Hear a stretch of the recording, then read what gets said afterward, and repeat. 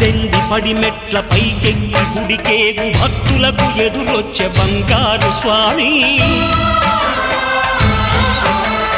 ఇరుముడులు స్పృశించి శుభమనుచు దీవించి జన బృందముల చేరే జగమేలు స్వామి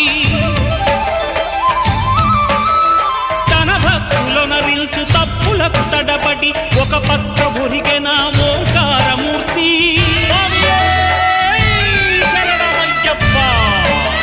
స్వాములందరూ తనకు సాయము కాగా ధీమంతుడై లేచే ఆ కన్య స్వామి